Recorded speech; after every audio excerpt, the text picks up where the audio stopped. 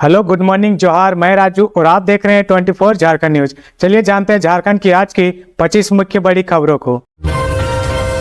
झारखंड में ration card से हटाए गए 50,000 नाम, प्रक्रिया अब भी जारी। केंद्र सरकार के निर्देश पर सत्यापन के बाद मृत लाभुकों के नाम राशन कार्ड से हटाने की प्रक्रिया जारी है। इसी बीच झारखंड में अब तक लगभग 50,000 मृत लाभुकों का नाम राशन कार्ड से हटाया गया है। मालूम हो, मई में केंद्र सरकार की ओर से झारखंड सरकार को 2,54,857 मृत लाभुकों की सूची सौंपकर सत्यापन के बाद इनका नाम हटाने का निर्देश दिया था। मृत लाभुकों की सूची की सत्यापन प्रक्रिया अब भी जारी है। अब तक झारखंड में लगभग 2 लाख मृत लाभुकों के नाम का सत्यापन नहीं हो पाया है। फिलहाल लगभग 50,000 मृत लाभुकों का ही नाम सत्यापन के बाद हटाया जा सका है। राजधानी रांची में मृत लाभुकों की संख्या 21,171 है। इसमें से अब तक 4500 लाभुकों का नाम राशन कार्ड से डिलीट किया गया है। गृहस्थ योजना के पात्र लाभुकों को 5 किलोग्राम खाद्यान्न प्रति सदस्य उपलब्ध कराया जाता है। इन्हें जनवरी 2023 से लाभुकों को मुफ्त खाद्यान्न उपलब्ध कराया जा रहा है। अगर इस आंकड़े से गणना करें तो अब भी 2 लाख मृत लाभुकों के नाम पर प्रतिमाह लगभग 10 लाख किलोग्राम राशन का उठाव हो रहा है। झारखंड में बारिश से तबाही, वज्रपात से 3 की मौत। झारखंड में 27 जून तक भारी बारिश की चेतावनी। झारखंड के लोगों को फिलहाल बारिश से निजात नहीं मिलने वाली है। मानसून की एंट्री के 7 दिनों में ही बारिश से झारखंड में जनजीवन प्रभावित हो गया है। 25 जून को गुमला, खूंटी, सिमडेगा व पश्चिमी सिंहभूम सहित गुड्डा, सिमडेगा, दुमका, देवघर, जामताड़ा, पाकुड़ में भारी बारिश की संभावना है। इसे देखते हुए इन जिलों में येलो अलर्ट जारी किया गया है, जबकि रांची सहित अन्य जिलों में बादल छाए रहने व दोपहर में बारिश होने की संभावना व्यक्त की गई है। मौसम विज्ञान केंद्र के वैज्ञानिक अभिषेक आनंद के अनुसार 26 जून को 8 जिलों में वज्रपात के साथ भारी बारिश हो सकती है। इसमें रांची सहित खूंटी, लोहरदगा, गुमला, सिमडेगा, पूर्वी सिंहभूम, पश्चिमी सिंहभूम, सरायकेला, खरसावा और पूर्वी सिंहभूम शामिल हैं। साथ ही तेज हवा भी चल सकती है। इसे देखते हुए इन जिलों में ऑरेंज अलर्ट जारी किया गया है। इन जिलों में वज्रपात की आशंका है। वज्रपात से सचेत रहने की अपील की गई है। 27 जून को भी 6 जिलों में भारी बारिश हो सकती है। इसमें खूंटी, गुमला, सिमडेगा, पूर्वी सिंहभूम, पश्चिमी सिंहभूम, सरायकेला, खरसावा शामिल हैं, जबकि अन्य जिलों में हल्की बारिश होने की संभावना है। सोमवार को वज्रपात और बारिश से 3 लोगों की मौत हो गई है। इनमें सोनाहातू में खेत के पास खड़ी 2 महिला की वज्रपात की चपेट में आने से मौत हो गई है, जबकि रांची में बहु बाजार के पास एक स्कूल की चहारदीवारी गिरने से अपने पुत्र को लेकर बगल से गुजर रहे पिता की मौत हो गई, जबकि पुत्र घायल हो गया है। बुंडू में वज्रपात से कई मवेशी की मौत हो गई है। गैंगस्टर प्रिंस खान के 9 गुर्गे हथियार के साथ गिरफ्तार। धनबाद पुलिस को मिली बड़ी सफलता। पुलिस ने गैंगस्टर प्रिंस खान के गिरोह के 9 अपराधियों को गिरफ्तार कर बड़ी कामयाबी हासिल की है। इनके पास से 5 पिस्टल, 27 जिंदा कारतूस, 4 मोटरसाइकिल और 6 मोबाइल फोन बरामद किए गए हैं। यह गिरोह पिछले साल शहाबुद्दीन की हत्या में शामिल था। धनबाद पुलिस के लिए यह एक महत्वपूर्ण उपलब्धि है। एसएसपी प्रभात कुमार के नेतृत्व में 1 महीने के भीतर यह सफलता मिली है। प्रिंस खान के खौफ को कम करने के लिए पुलिस ने गिरफ्तार अपराधियों को रणधीर वर्मा चौक से जेल तक पैदल मार्च कराया। इस दौरान लोग अपराधियों को देखकर उत्सुकता से पूछते रहे कि ये कौन है। एसएसपी प्रभात कुमार ने बताया कि गिरफ्तार सभी अपराधी प्रिंस खान के लिए काम करते थे और किसी बड़ी आपराधिक घटना को अंजाम देने की योजना बना रहे थे। गुप्त सूचना के आधार पर पुलिस ने छापेमारी कर इनकी गिरफ्तारी की। उन्होंने कहा कि शहाबुद्दीन हत्याकांड में भी इनका हाथ था। गिरफ्तार अपराधी प्रिंस खान के लिए रंगदारी वसूलने और रकम पहुंचाने का काम करते थे। कुछ व्यवसायियों के नाम भी सामने आए हैं जो रंगदारी की रकम देते थे। मामले की जांच जारी है।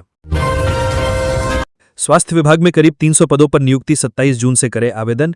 झारखंड में स्वास्थ्य विभाग राष्ट्रीय स्वास्थ्य मिशन के तहत करीब 300 पदों पर जल्द नियुक्ति होने वाली है। इसके तहत सीनियर हॉस्पिटल मैनेजर से लेकर आईटी एग्जीक्यूटिव तक के कुल 298 पदों पर नियुक्ति होनी है। हालांकि राष्ट्रीय स्वास्थ्य मिशन के तहत यह नियुक्ति अनुबंध पर होगी। इन पदों के लिए इच्छुक एवं योग्य उम्मीदवार 27 जून दोपहर 12 बजे से ऑनलाइन आवेदन कर सकते हैं। आवेदन करने की अंतिम तिथि 21 जुलाई की शाम 6 बजे तक है। पदों के लिए निर्धारित शैक्षणिक योग्यता के साथ आयु सीमा तय की गई है। इसके अनुसार अभ्यर्थियों की उम्र 1 अगस्त 2024 तक जनरल कैटेगरी के लिए 40 साल, ईडब्ल्यूएस के लिए 40 साल, ओबीसी के लिए 41 साल, महिला अनारक्षित के लिए 43 साल और एसटी/एससी कैटेगरी की उम्र सीमा 45 वर्ष निर्धारित की गई है। लोहरदगा में वज्रपात की चपेट में आने से एक महिला की मौत, एक गंभीर रूप से घायल। लोहरदगा जिले के सेन्हा थाना क्षेत्र के चित्री अंबा टोली में आसमानी बिजली के चपेट में आने से एक महिला की मौत हो गई, वहीं एक वृद्धा गंभीर रूप से घायल हो गई हैं। मिली जानकारी अनुसार चित्री अंबा टोली निवासी मनोज उराव की 32 वर्षीय पत्नी सुजीता उराव गांव की ही एक और 55 वर्षीय महिला बिनी उराव के साथ बैल चरा रही थीं। इसी दौरान अचानक बारिश के साथ हुए वज्रपात के चपेट में आ गईं। वज्रपात से मौके पर ही सुजीता उराव की मौत हो गई, वहीं बिनी उराव गंभीर रूप से घायल हो गईं, जिसके बाद ग्रामीणों ने घायल महिला महिला को इलाज के लिए सदर अस्पताल पहुंचाया, जहां महिला का इलाज किया जा रहा है।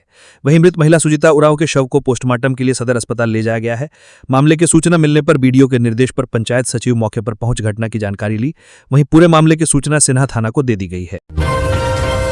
हेमंत सोरेन ने किया दिल्ली में झारखंड भवन का निरीक्षण, बेहतर व्यवस्था बनाए रखने का दिया निर्देश। झारखंड के मुख्यमंत्री हेमंत सोरेन मंगलवार को रांची से नई दिल्ली गए।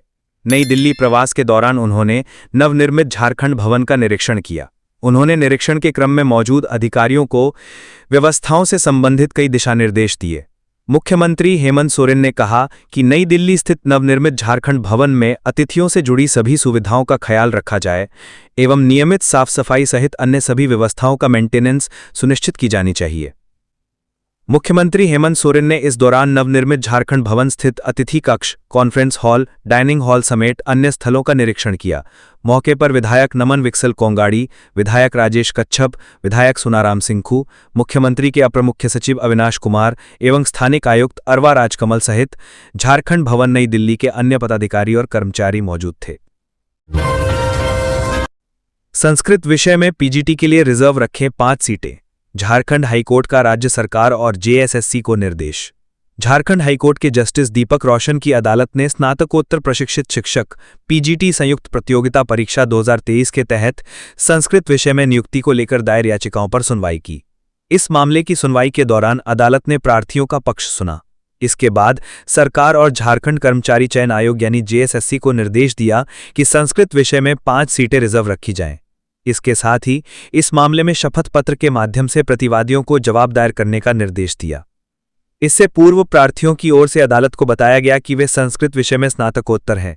उनकी डिग्री जेएसएससी के विज्ञापन में मांगी गई डिग्री के समकक्ष है, लेकिन जेएसएससी इसे मान नहीं रहा है। उनकी नियुक्ति नहीं की जा रही है, जबकि वे चयन के लिए सारी योग्यता रखते हैं। जेएसएससी की ओर से अधिवक्ता संजय पीपरावाल ने पैरवी की। प्रार्थी सुजीत मुर्मू व अन्य की ओर से याचिका दायर कर संस्कृत विषय में नियुक्ति की मांग की गई है। रांची में महिला से चेन छिनतई, बाइक सवार 2 बदमाशों ने दिया वारदात को अंजाम। राजधानी रांची के हरमू रोड स्थित मारू टावर के पास एक महिला के साथ चेन छिनतई की घटना हुई है। जानकारी के अनुसार महिला सड़क किनारे से जा रही थी। इसी दौरान पीछे से एक बाइक पर सवार आ रहे 2 अपराधियों ने घटना को अंजाम दिया है। महिला ने जानकारी देते हुए बताया कि लाल रंग की बाइक थी, उस गाड़ी पर नंबर प्लेट नहीं लगे थे। बाइक पर 2 युवक सवार थे, दोनों फुल रेनकोट पहने थे और एक ने लाल रंग का हेलमेट पहना था तो एक काले रंग की। घटना की जानकारी मिलने के बाद पुलिस मामले की तफ्तीश में जुट गई है।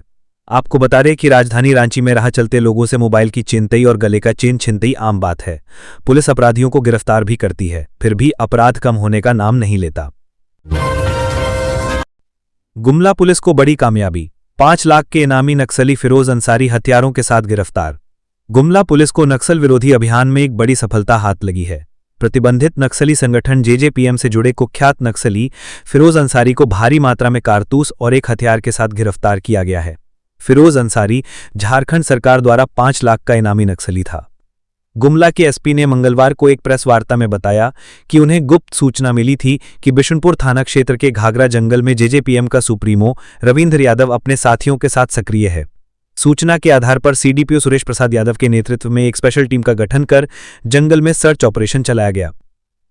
सर्च अभियान के दौरान जब पुलिस की टीम ने इलाके की घेराबंदी की तो वहां मौजूद नक्सली भागने लगे। इसी दौरान एक संदिग्ध व्यक्ति को पुलिस ने दौड़ाकर पकड़ लिया। पूछताछ में उसकी पहचान फिरोज अंसारी के रूप में हुई, जो लंबे समय से गुमला, लोहरदग्गा और लातेहार जिलों में नक्सली गतिविधियों में सक्रिय रहा है। एसपी ने बताया कि फिरोज अंसारी पूर्व में कई आपराधिक मामलों में वांटेड रहा है। उसकी गिरफ्तारी को उन्होंने न केवल गुमला पुलिस बल्कि पूरे झारखंड पुलिस के लिए एक अहम उपलब्धि बताया है। पुलिस को उसके पास से एक हथियार और बड़ी संख्या में कारतूस भी बरामद हुए हैं। धनबाद से बीजेपी सांसद ढुल्लू महतो को आया गुस्सा, कंपनी के जीएम पर भड़के पुलिस के सामने लगाई फटकार। धनबाद सांसद ढुल्लू महतो एक बार फिर सुर्खियों में है। सिनिडी गेस्ट हाउस में बीसीसीएल अधिकारियों और पुलिस की मौजूदगी में सांसद ने हिलटॉप आउटसोर्सिंग के जीएम कौशल पांडे को जमकर खरी खोटी सुनाई। गुस्से में बीजेपी सांसद ने जीएम से कहा, उठो भागो यहां से, वरना चटाक से मारकर मुंह फोड़ देंगे। इतना ही नहीं, उन्होंने पुलिस अधिकारियों को भी निर्देश दिया कि पहले इन्हें यहां से भगाओ। दरअसल हिलटॉप आउटसोर्सिंग प्रबंधन ने बना रैयतों से मुआवजा और नियोजन को लेकर बिना कोई वार्ता किए 4 दीवारी निर्माण का कार्य शुरू कर दिया था। रैयतों के विरोध के बाद ये वार्ता बुलाई गई थी। वार्ता के दौरान ही सांसद ढुल्लू महतो का गुस्सा फूट पड़ा और उन्होंने जीएम पर जमकर बरस पड़े। इस मामले में सांसद ढुल्लू महतो ने कहा कि यहां के विस्थापितों और ग्रामीणों की जमीन पर जबरन बाउंड्री की जा रही है। इतना ही नहीं, कंपनी ने पुलिस और प्रशासन से भी इसकी अनुमति नहीं ली। गुंडों को बुलाकर उस पूरे इलाके में बाउंड्री की जा रही है। इससे पहले भी गोली चलवाई गई थी, जिसमें हिलटॉप के डायरेक्टर और उनके आसपास रहने वाले लोग शामिल थे। सांसद ने सीएम हेमंत सोरेन से भी अपील की कि उनका नारा है जल जंगल जमीन की रक्षा करना। ऐसे में उनसे अपील करता हूं कि इन गांव वालों की आवाज सुनें और ऐसी कंपनियों पर कार्यवाही करें। बता दें कि इससे पहले भी हिलटॉप आउटसोर्सिंग प्रबंधन ने बिना रैयतों को सूचित किए चारदीवारी निर्माण शुरू किया था, जिसके बाद हिंसक झड़प हुई थी। उस घटना में गोलीबारी और बमबाजी भी हुई थी, जिसमें बागमारा एसडीपीओ गंभीर रूप से घायल हो गए थे। मंत्री अन्नपूर्णा देवी ने डॉक्टर एस जयशंकर से की मुलाकात। नाइजर में फंसे प्रवासी मजदूरों की घर वापसी को लेकर की बात। केंद्रीय महिला एवं बाल विकास मंत्री तथा कोडरमा लोकसभा सांसद अन्नपूर्णा देवी ने मंगलवार विदेश मंत्री डॉक्टर एस जयशंकर से भेंट की। भेंट के दौरान अन्नपूर्णा देवी ने नाइजर में फंसे बगोदर क्षेत्र के प्रवासी मजदूरों की स्थिति पर विस्तृत चर्चा की। अन्नपूर्णा देवी ने बताया कि प्रवासी मजदूरों की सकुशल वापसी को लेकर वो प्रारंभ से ही विदेश मंत्रालय के निरंतर संपर्क में हैं। उन्होंने इस संवेदनशील विषय को लेकर विदेश मंत्री से विशेष ध्यान देने का अनुरोध किया, जिस पर डॉक्टर जयशंकर ने हर संभव सहायता का भरोसा दिलाया। विदेश मंत्रालय द्वारा जारी प्रयासों की जानकारी देते हुए अन्नपूर्णा देवी ने कहा कि सरकार संबंधित एजेंसियों के साथ समन्वय बनाकर भारतीय नागरिकों की सुरक्षा सुनिश्चित करने हेतु कार्य कर रही है।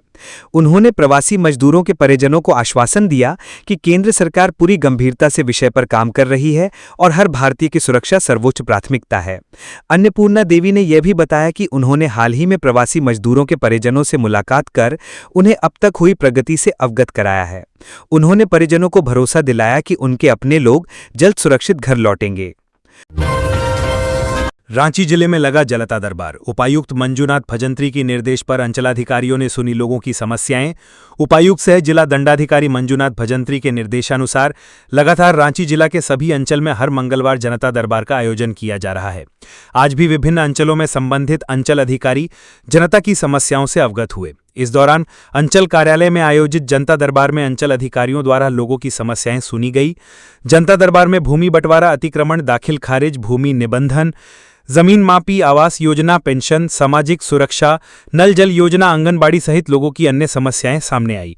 उपायुक्त मंजूनाथ भजंत्री के निर्देशानुसार सभी सीओ ने जनता की समस्याओं को गंभीरतापूर्वक सुना। इस दौरान कई मामलों का ऑन द स्पॉट निष्पादन भी किया गया एवं शेष मामलों को शीघ्र कार्रवाई हेतु अग्रसारित किया गया। उपायुक्त सह जिला दंडाधिकारी रांची मंजूनाथ भजंत्री के निर्देश पर आज आयोजित जनता दरबार में अंचल निरीक्षक और राजस्व कर्मचारी भी उपस्थित रहे। उपायुक्त द्वारा राजस्व से संबंधित शिकायतों की ताज़ी जानकारी और त्वरित निष्पादन के लिए सीआई एवं कर्मचारी को जनता दरबार में उपस्थित रहने का निर्देश दिया गया था। मंजूनाथ भजंत्री द्वारा आम जनता की समस्याओं के समाधान को प्राथमिकता देते हुए सभी को निष्ठा और जिम्मेदारी के साथ कार्य करने का निर्देश दिया गया है। आम लोगों को अनावश्यक कार्यालय का चक्कर न काटना पड़े, इसे सुनिश्चित करने का निर्देश उपायुक्त द्वारा दिया गया है। प्रत्येक मंगलवार के अतिरिक्त सभी अंचलों में अंचल अधिकारी से जनता की मुलाकात के लिए दोपहर 1 से 2 बजे का समय भी निर्धारित है। झाप्रसे की 10 अधिकारियों को मिली अपर सचिव रैंक में प्रोन्नति। राज्य सरकार ने झारखंड प्रशासनिक सेवा के 10 अधिकारियों को संयुक्त सचिव से अपर सचिव रैंक में प्रोन्नति दी है। विभागीय प्रोन्नति समिति की अनुशंसा के आलोक में कार्मिक एवं प्रशासनिक सुधार विभाग द्वारा आज अधिसूचना जारी कर दी गई। मालूम हो कि इसमें कुछ अधिकारी जल्द ही रिटायर होने वाले हैं। रिटायरमेंट से पूर्व मिली प्रोन्नति से वे काफी खुश बताए जा रहे हैं, क्योंकि प्रोन्नति के कारण होने वाली वेतन बढ़ोतरी का लाभ उन्हें पेंशन में भी मिल सकेगा। जनजातीय समाज के प्रतिनिधियों ने राज्यपाल से पेसा लागू कराने की मांग की। जनजातीय समाज का एक शिष्टमंडल आज राज्यपाल संतोष गैंगवार से राजभवन में भेंट की। राज्यपाल को शिष्टमंडल ने झारखंड पंचायत उपबंध अनुसूचित क्षेत्रों पर विस्तार नियमावली 2024 के संदर्भ में ध्यान आकृष्ट कराया। पेसा नियमावली को राज्य में प्रभावी रूप से लागू कराने हेतु पहल करने का आग्रह किया। साथ ही उल्लेख किया कि यह नियमावली रूढ़िजन्य जनजाति समुदाय के इसके समर्थन में है और इसे व्यापक जनसमर्थन प्राप्त है। बोकारो चास डकैती कांड, अपराधियों की गिरफ्तारी और सख्त कार्रवाई की मांग को लेकर बीजेपी नेता कुमार अमित मिले बोकारो एसपी से। बोकारो शहर के चास में आस्था ज्वेलर्स में हुई भीषण डकैती कांड के अपराधियों की शीघ्र गिरफ्तारी एवं कड़ी कार्रवाई की मांग को लेकर भाजपा के प्रदेश कार्य समिति सदस्य कुमार अमित बोकारो एसपी हरविंदर सिंह से मिले। कुमार अमित ने एसपी से कहा कि शहर में सरेआम हुई इस घटना से जिला के व्यवसायी दहशत में हैं। बोकारो वासियों में भी इसे लेकर गहरा आक्रोश है। बोकारो पुलिस शीघ्र इस कांड में संलिप्त अपराधियों की गिरफ्तारी कर डकैती का सामान बरामद करवाए, जिससे जनता में कानून व्यवस्था और पुलिस प्रशासन के प्रति विश्वास कायम रह सके। उन्होंने कहा कि पुलिस इन अपराधियों पर कठोर से कठोर कार्रवाई करे, जिससे अन्य अपराधियों में भी पुलिस का खौफ हो सके। कुमार अमित ने कहा कि बोकारो में सरेआम ऐसी घटना अपराधियों का बढ़ा मनोबल का ही परिणाम है। जिले में अपराध और अपराधियों पर अंकुश लगाने के लिए बोकारो पुलिस को पेट्रोलिंग व्यवस्था को सुदृढ़ करते हुए सभी तरह के अवैध कारोबार के खिलाफ कड़ी कार्रवाई करनी चाहिए। भाजपा नेता ने एसपी से बोकारो पुलिस के द्वारा आए दिन वाहन चेकिंग के नाम पर आम लोगों को अनावश्यक परेशान न करने की भी मांग की। बोकारो एसपी ने भी जिला ने कानून व्यवस्था दुरुस्त रखने के लिए सभी आवश्यक कार्रवाई को करने का आश्वासन दिया है।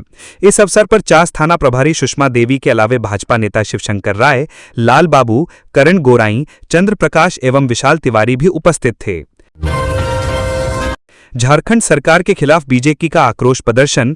गिरिडीह के तीसरी प्रखंड में बाबूलाल मरांडी ने दी चेतावनी। गिरिडीह जिले के तीसरी प्रखंड में मंगलवार भारतीय जनता पार्टी द्वारा हेमंत सरकार के खिलाफ एक प्रखंड स्तरीय आक्रोश प्रदर्शन का आयोजन किया गया। प्रदर्शन को संबोधित करते हुए भाजपा नेता बाबूलाल मरांडी ने झारखंड सरकार और प्रशासन को आड़े हाथों लेते हुए तीखा हमला बोला। उन्होंने कहा, भ्रष्ट सरकार और भ्रष्ट अधिकारी कान खोलकर सुन लें कि ये आक्रोश प्रदर्शन तो सिर्फ आगाज है। अगर आम जनता की समस्याओं का समाधान नहीं किया गया, लोगों को उनका हक नहीं मिला और सरकारी कार्यालयों में व्याप्त भ्रष्टाचार बंद नहीं हुआ, तो भाजपा का हर कार्यकर्ता सरकार के खिलाफ जोरदार विरोध करेगा। प्रदर्शन में बड़ी संख्या में भाजपा कार्यकर्ता एवं आम जनता शामिल हुई। प्रदर्शनकारियों ने सरकार के खिलाफ नारेबाजी करते हुए स्थानीय प्रशासन और राज्य सरकार पर जनविरोधी नीतियों का आरोप लगाया। भाजपा नेताओं ने यह भी स्पष्ट किया कि यदि सरकार ने समय रहते जनहित में ठोस कदम नहीं उठाए तो पार्टी जिला से लेकर राज्य स्तर तक बड़ा आंदोलन छेड़ेगी। आईएएस विनय चौबे से संबंधों पर सिद्धार्थ सिंघानिया से पूछताछ। अमित प्रकाश से भी पूछे गए सवाल। झारखंड में हुए शराब घोटाला मामले में जेल में बंद निलंबित आईएएस अधिकारी विनय कुमार चौबे के करीबी कारोबारी सिद्धार्थ सिंघानिया से मंगलवार को एसीबी मुख्यालय में पूछताछ की गई। सिंघानिया के अलावा रिमांड पर लिए गए पूर्व आईएएस अधिकारी अमित प्रकाश से भी शराब घोटाले को लेकर पूछताछ की गई। शराब घोटाले में एसीबी ने आईएएस विनय कुमार चौबे के करीबी कारोबारी सिद्धार्थ सिंघानिया से पूछताछ की। वहीं लोकल एजेंटों के जरिए जिलों से वसूली के मामलों में एसीबी ने पूर्व उत्पाद आयुक्त और एमएसबीसीएल के एमडी रहे अमित प्रकाश से भी पूछताछ की। एसीबी की टीम सुबह करीब 11 बजे दोनों आरोपियों को बिरसा मुंडा केंद्रीय कारा से रिमांड पर लेकर एसीबी मुख्यालय पहुंची थी। एंटी करप्शन ब्यूरो लाने के बाद दोनों से शराब घोटाले मामले में कई बिंदुओं पर पूछताछ की गई। एसीबी सूत्रों के अनुसार पूछताछ के दौरान सिंघानिया ने कई सवालों का जवाब नहीं दिया। एंटी करप्शन ब्यूरो की जांच अधिकारियों के द्वारा उत्पादन नीति बनाने और जेल में बंद आईएएस अधिकारी विनय चौबे के साथ सिंघानिया की क्या भूमिका थी, इस पर भी पूछताछ की गई। सिंघानिया से प्लेसमेंट एजेंसी के जरिए हर दुकान में मैन पावर सप्लाई में अपने लोगों को रखकर वसूली और एमआरपी से अधिक शराब बिक्री में उगाही से जुड़े सवाल भी एसीबी ने पूछे। वहीं एसीबी ने पूर्व आईएएस अधिकारी अमित प्रकाश को भी गिरफ्तार कर जेल भेजा गया था। मंगलवार अमित प्रकाश को भी रिमांड पर पूछताछ के लिए लाया गया था। एसीबी ने अमित प्रकाश से पूछा कि प्लेसमेंट एजेंसियों की बैंक गारंटी फर्जी होने के बाद भी उन्होंने कार्रवाई क्यों नहीं की। साथ ही ये जानकारी मिलने के बाद कि कंपनियों की बैंक गारंटी फर्जी है, उन्होंने कैसे जिलावार वसूली का मॉडल तैयार किया। अमित प्रकाश से उनके सहयोगियों के बारे में भी पूछा गया। एसीबी सूत्रों के मुताबिक अमित प्रकाश एसीबी के अधिकांश सवालों का स्पष्ट जवाब नहीं दे पाए। बारिश में क्षतिग्रस्त पुल बंद। जर्जर ट्रांसपोर्टिंग पुल से आवागमन में परेशानी। मानसून की पहली बारिश में ही पिपरवार की सपही नदी का छलका पुल और दामोदर नद का टेढ़ी पुल के क्षतिग्रस्त हो जाने के बाद इनसे आवागमन बंद है। एहतियात के तौर पर प्रबंधन ने मरम्मत होने तक दोनों पुलों को ब्लॉक कर दिया है। सभी प्रकार के वाहनों का परिचालन ट्रांसपोर्टिंग पुलों से किया जा रहा है, लेकिन दामोदर नद के ट्रांसपोर्टिंग पुल की स्थिति काफी जर्जर है। पूरे पुल में जहां तहां गड्ढे बन गए हैं, सरिया बाहर निकल आए हैं। कई जगहों पर पुल अत्यंत खराब है, इससे वाहनों को आवागमन में काफी परेशानी हो रही है। वहीं बाइक सवार इन गड्ढों में उलझकर चोटिल हो रहे हैं। इस पुल से भारी वाहनों का परिचालन होता है, ऐसे में बाइक सवारों के भारी वाहनों की चपेट में आने की भी हमेशा आशंका बनी रहती है। चूंकि ये पुल कई गांवों की एक बड़ी आबादी को जोड़ता है, इसलिए इस पुल से ग्रामीणों का आवागमन होता रहता है। इस संबंध में ग्रामीणों ने प्रबंधन से टेढ़ी पुल को अतिशीघ्र मरम्मत कर चालू करने की मांग की है। रामगढ़ में अवैध वसूली मामले में सीसीएल अफसर कर्मी कोयला लिफ्टर समेत 8 ठिकानों पर सीबीआई का छापा। गिद्दी सी लोकल सेल में अवैध वसूली को लेकर रांची सीबीआई की टीम ने मंगलवार सुबह में एक साथ गिद्दीसी के तत्कालीन अधिकारी, सीसीएल कर्मी, सुरक्षा कर्मी, कोयला लिफ्टर सहित 8 लोगों के ठिकानों पर छापामारी की। सीबीआई की टीम ने घंटों जांच पड़ताल और लोगों से पूछताछ की। इस दौरान उनके मोबाइल, लैपटॉप, दस्तावेज, पासबुक जब्त कर लिए गए। सीबीआई ने 20 जून को गिद्दीसी परियोजना के तत्कालीन अधिकारी अनिल कुमार, सीसीएल कर्मी दीपक कुमार, सुरक्षा कर्मी नरेश कुमार सहित 8 लोगों के खिलाफ प्राथमिकी दर्ज की थी। इससे पहले सीबीआई ने 26 फरवरी को गिद्दीसी परियोजना में औचक निरीक्षण किया था। उस दौरान कई अधिकारियों, कर्मियों व कोयला लिफ्टरों से पूछताछ की थी। सीबीआई टीम को कुछ साक्ष्य मिले थे। इसके आधार पर सीबीआई आगे की कार्रवाई कर रही है। लातेहार में पुराने लाभुकों को जल्द मिलेगी मैया योजना की राशि, नए लोगों को करना होगा इंतजार। मैया सम्मान योजना के लाभुकों को मई महीने की राशि जल्द ही मिल सकती है। सामाजिक सुरक्षा विभाग को सरकार के द्वारा योजना का पूरा आवंटन मिल गया है। सरकार से निर्देश मिलते ही लाभुकों के खाते में राशि आवंटित कर दी जाएगी। जिले के लगभग 1,27,042 लाभुकों को इसका लाभ मिलेगा। हालांकि यह संख्या बढ़ भी सकती है। वहीं नए लाभुक को अभी योजना के लाभ के लिए इंतजार करना पड़ेगा। दरअसल लातेहार जिले में मैया सम्मान योजना के लाभुकों को अप्रैल माह तक की राशि मिल चुकी है। मई और जून माह की राशि का आवंटन भी विभाग को प्राप्त हो चुका है। सामाजिक सुरक्षा विभाग के द्वारा लाभुकों को मई महीने की राशि डीबीटी के माध्यम से खाते में भेजने की तैयारी भी पूरी कर ली गई है।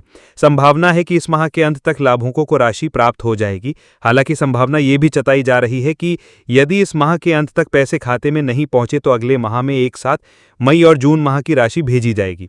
उन्होंने कहा कि यदि आधार से खाता लिंक नहीं होगा तो लाभुक के खाते में पैसे नहीं जा सकेंगे। जिन लाभुक का खाता अभी तक आधार से जुड़ा नहीं है, मैं तत्काल संबंधित बैंक से संपर्क कर अपने खाते को आधार से जोड़ ले। उन्होंने बताया कि मार्च तक लगभग 9,61,124 लाभुक का खाता आधार से लिंक था। इसके बाद विभाग के द्वारा सभी बैंकों से समन्वय स्थापित कर विभिन्न प्रखंडों में कैंप लगाया गया और लाभुकों का खाता आधार से लिंक करवाया गया। लेकिन अभी भी कुछ लाभुक है जिनका खाता आधार से लिंक नहीं हुआ है। ऐसे लाभुक तत्काल अपने खाते को आधार से लिंक करवा ले। बिरहोर बच्चे की मौत मामले में जांच रिपोर्ट तैयार, परिजनों ने रिम्स को दी क्लीन चिट। रांची स्थित रिम्स में एमजीएम अस्पताल जमशेदपुर से भेजे गए 4 दिन के बिरहोर बच्चे की मौत की जांच पूरी हो गई है। इसकी जांच रिपोर्ट भी तैयार है। सूत्रों ने बताया कि जांच टीम की रिपोर्ट में परिजनों ने रिम्स को क्लीन चिट दे दिया है। रिपोर्ट में बताया गया है कि परिजनों ने टीम को बताया कि रिम्स में सही समय पर इलाज शुरू हो गया था। एमजीएम अस्पताल से रिम्स लाने में ही देरी हुई थी। अगर जमशेदपुर में ही इलाज मिल जाता तो बच्चे की मौत नहीं होती। बता दें कि 11 जून को एमजीएम अस्पताल से बिरहोर नवजात को रिम्स रेफर किया गया था, लेकिन उसकी मौत रिम्स में हो गई थी। इसमें लापरवाही का मामला सामने आया था। इस मामले को स्वास्थ्य विभाग ने गंभीरता से लिया था।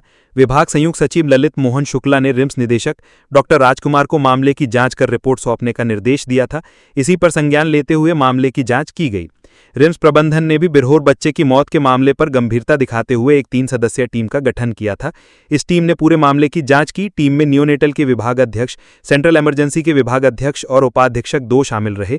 इन्हें प्रबंधन ने सभी बिंदुओं पर जांच कर 1 सप्ताह में रिपोर्ट सौंपने का निर्देश दिया था। शिक्षा मंत्री के गृह जिले में शिक्षा का हाल, कबाड़ में बिक रहे थे सरकारी विद्यालय के किताब। पूर्वी सिंहभूम जिले के चाकुलिया प्रखंड में सरकारी स्कूलों में अध्ययनरत कक्षा 1 से लेकर 11वीं तक की किताबें कबाड़ में बेचने का मामला सामने आया है।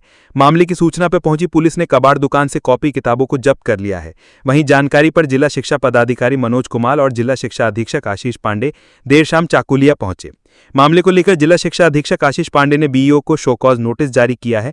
चाकुलिया बीईओ प्रभाकर कुमार को पूरे मामले में कॉपी किताब कबाड़ दुकान कैसे पहुंची, इसका स्पष्ट कारण बताने को कहा गया है। साथ ही इस प्रकार का कृत्य सरकारी संपत्ति की खुलेआम चोरी के मामले में एफआईआर करने का आदेश देने के साथ 24 घंटे के अंदर जवाब देने को कहा है।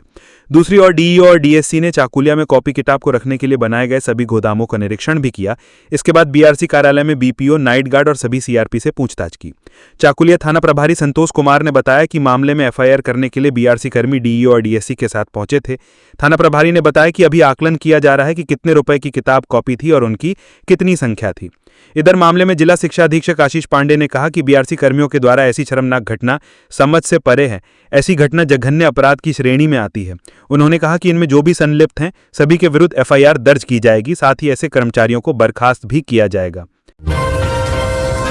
10 साल में ब्राउन शुगर सप्लाई को भाभी जी ने बनाया फैमिली बिजनेस, 3 दिन की पूछताछ में खोले कई बड़े राज। राजधानी रांची में ब्राउन शुगर की किंग पिन भाभी जी और रूबी देवी का मायका और ससुराल, दोनों खानदान 10 सालों से इस अवैध कारोबार में संलिप्त है। रूबी देवी बिहार के सासाराम जिले के रेलवे स्टेशन के समीप स्थित कारगर गांव की निवासी है। रांची पुलिस ने भाभी जी को 3 दिन के रिमांड पर लेकर पूछताछ की। इस दौरान रूबी देवी ने कई बड़े राज खोले। भाभी जी के नाम से चर्चित रूबी देवी ने पुलिस को बताया कि वह यूपी से ब्राउन शुगर लाकर उसमें दूसरा नशीला पाउडर मिलाकर बेचती थी। उसका भाई पिंटू साहब, प्रिंस देवर सूरज कुमार साहब, पूरा परिवार इसी धंधे में लिप्त है। उक्त आरोपियों को रांची पुलिस ने गिरफ्तार भी किया है। राजधानी के हर थाना क्षेत्र में ब्राउन शुगर का कारोबार करने वाले भाभी जी से ही ब्राउन शुगर खरीदते थे और रांची लाकर बेचते थे। राजधानी में ब्राउन शुगर का मुख्य सरगना कन्हैया भी भाभी जी से ही ब्राउन शुगर खरीद कर लाता और अपने पैडलरों को कमीशन और वेतन देकर उनसे ब्राउन शुगर की बिक्री कराता था। वह कई सालों तक पुलिस की गिरफ्त में नहीं आया था, लेकिन पुलिस ने कन्हैया के गुर्गे को ही अपना आदमी बनाकर उसे गिरफ्तार किया था। वर्तमान में जेल में है। भाभी जी पर रांची पुलिस ने शिकंजा कसा था, उसके घर की कुर्की जब्ती का वारंट ले लिया था। इसके बाद भाभी जी ने सिविल व हाई कोर्ट में अग्रिम जमानत लेने का प्रयास किया था, लेकिन उसे अग्रिम जमानत नहीं मिली थी। उसके बाद 29 अप्रैल 2025 को उसने रांची सिविल कोर्ट में सरेंडर कर दिया था।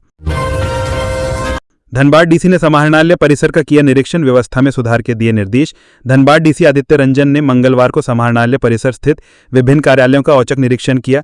इस दौरान उन्होंने नजारत, आपदा प्रबंधन, राजस्व शाखा, भूअर्जन, नीलम पत्र शाखा, जिला कल्याण कार्यालय, जन शिकायत कोषांग, सामाजिक सुरक्षा कार्यालय, जिला समाज कल्याण कार्यालय, जिला आपूर्ति कार्यालय, ट्रांजिट सेक्शन, एनआईसी कार्यालय, विधि शाखा, सामान्य शाखा, जिला निर्वाचन कार्यालय, स्थापना शाखा, विधि शाखा, जिला जनसंपर्क कार्यालय, कोर्ट कक्ष समेत विभिन्न कार्यालयों का जायजा लिया। डीसी ने सभी कार्यालय प्रधानों को कार्यालय में साफ सफाई, पंजी के रखरखाव, सुरक्षा व्यवस्था, कर्मचारियों को समयबद्धता के साथ कार्य करने, अधिकारी और कर्मचारियों की उपस्थिति, नेम प्लेट और कार्यालयी दस्तावेज की व्यवस्था समेत विभिन्न बिंदुओं से संबंधित आवश्यक दिशा निर्देश दिए।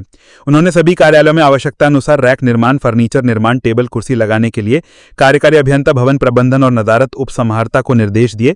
साथ ही वैसे सभी फर्नीचर जो प्रयोग लायक नहीं है उन्हें कार्यालय से हटाने का भी निर्देश दिया।